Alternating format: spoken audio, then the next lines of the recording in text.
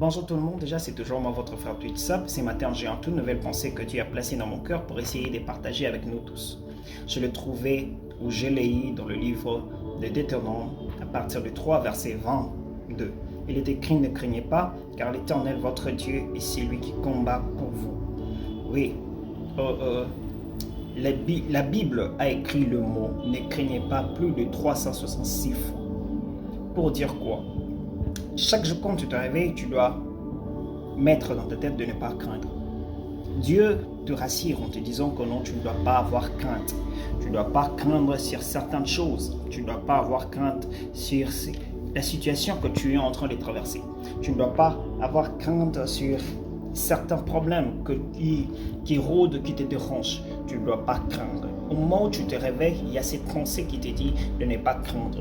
Au moment où tu es en train de passer des moments difficiles, il y a un mot, une phrase qui te dit de ne pas craindre. La Bible te rassure en disant de ne pas avoir crainte. La Bible, quand il parle de ne pas avoir crainte, il ne l'a pas mentionné une seule fois. C'est 360 fois. 366 fois. Quand vous lisez, vous allez voir que le mot de ne pas craindre, ne craignez pas, il est écrit 366 fois pour que tu puisses te rassurer chaque jour s'il y a un problème, que non, Dieu m'a dit de ne pas avoir crainte. Dieu est là. Il est derrière sa parole pour s'accomplir. Quand il t'a dit de ne pas avoir crainte, c'est parce qu'il sait que non, il y aura des moments où tu vas avoir crainte. Il y aura des moments où la crainte va augmenter dans ton cœur. Il y aura des moments où tu penseras que non, comme tout ne va pas bien, je dois m'inquiéter sur certaines choses. La crainte commencera à gagner ton cœur. La crainte fera en sorte que de vouloir même demeurer dans ton cœur. Pour que tu ne puisses pas avancer, pour que tu ne puisses pas te rassurer. Or, la guérison ou la solution viennent parce qu'on n'a plus crainte.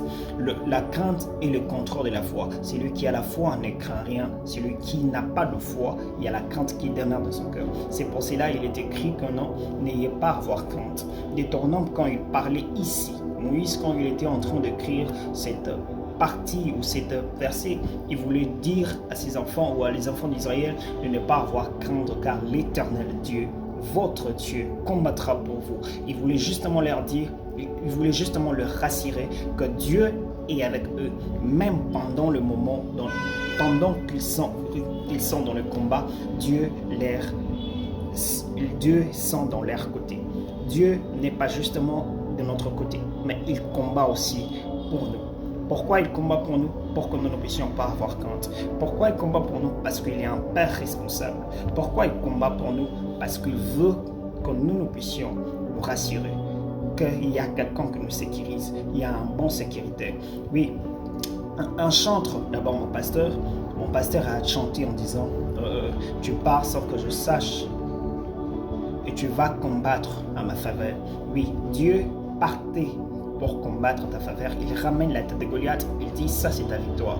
Oui, quand le chanteur est en train de chanter, c'est là, ce n'est pas justement une chanson, mais une manière de déclarer, d'affirmer également ce que Deutéronome est en train de dire.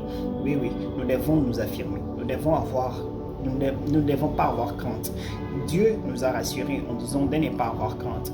Il viendra, David même dit, dans le livre de Psaume, dans Psaume 23, il dit que même si je marche dans la vallée de l'ombre de la mort, je ne crains rien, car ta roulette et ton bâton me rassurent. Éternel Dieu nous rassure partout et à tout moment. Quelle que soit la situation que nous trouvons, la maladie qui nous rôde, la situation socio-économique que nous dérange, la situation difficile que nous traversons, au moment où la situation que nous avons, en voyant l'âge, en voyant le présent, le diable nous fait voir le présent. L'âge est en train d'avancer, mais on n'a pas encore de marié, on n'est pas encore marié, l'âge est en train d'avancer, on a fini les études, mais on n'a pas encore un boulot à notre niveau. On pense même avoir un vrai boulot, mais jusqu'à présent, on ne l'a pas. Nous n'avons pas ce boulot-là. Dieu est en train de nous rassurer qu'il est là de notre côté. Qu'il est là de notre côté quand nous ne devons pas avoir crainte, car la crainte est l'ennemi de la foi. La crainte est en train d'obséder, la crainte est quelque chose qui enlève en nous La foi, quelque chose qui nous met en paix loin de Dieu. La crainte est quelque chose qui fait en sorte que non, Dieu ne puisse pas agir en nous. C'est une forme de barrière aussi. C'est comme aussi le péché. Le diable sème en nous le doute ou soit la crainte. Le doute, la crainte, c'est presque la même chose que le diable sème en nous parce qu'il sait qu'en ayant la foi, nous avons la possibilité de toucher quelque chose. Comme le Hébreu est en train de définir la foi. Mais en ayant en nous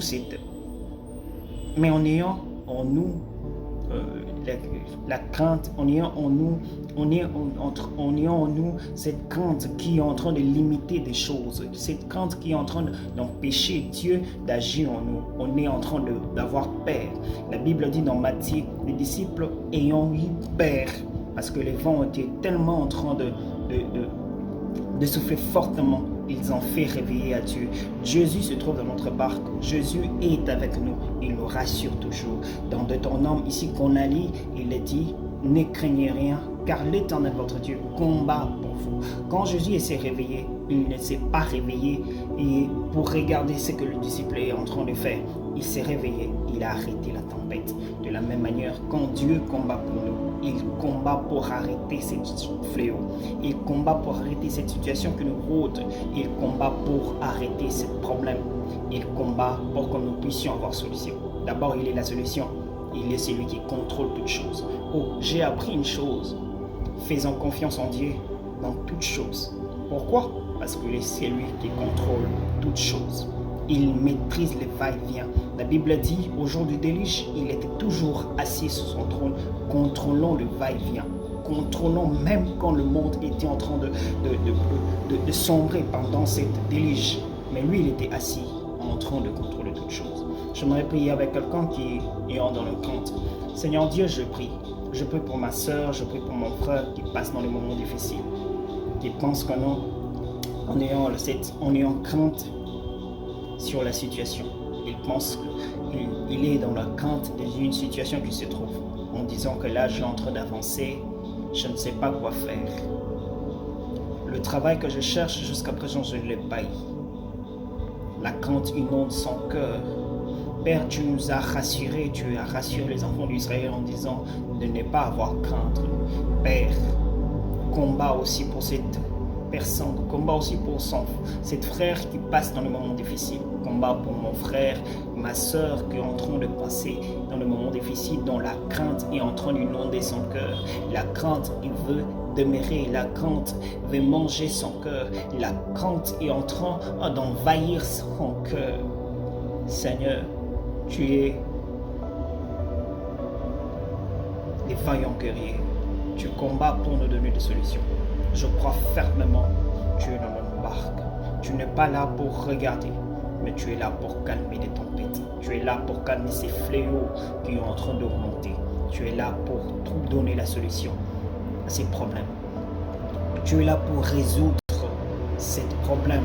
Tu n'es pas là pour donner de l'inconnu, mais tu es là pour donner une formule qui m'amènera dans une solution. Oui, dans le problème, il y aura donner inconnu et formule. Tu es là pour donner le formule. Tu es là pour donner la formule qui nous amènera dans la solution. Oui, je crois fermement que tu vas faire. Je crois fermement que mon frère, ma soeur sont guéris et que la crainte n'est pas en lui. Comme tu l'as dit dans ta parole, plus de 366 fois de ne pas avoir crainte. Mon frère, son cœur n'a plus de crainte. Ma soeur, dans son cœur, il n'y a plus de crainte parce que toi, Dieu, tu t'es levé pour aller donner une solution. Tu t'es allé pour combattre à cette guerre dans le cœur qu'il ne sait pas. Tu t'es levé pour que tu te manifestes, tu t'es levé, tu ne te lèves pas justement pour lever, mais quand tu te lèves, c'est pour te manifester. Tu te manifestes et manifestes dans la vie de mon frère, de la vie de ma soeur. Je prie au nom puissant de Jésus-Christ qui est mort à la croix pour nous. Il est mort à la croix pour mon frère, il est mort à la croix pour ma soeur. Que Dieu vous bénisse. Amen.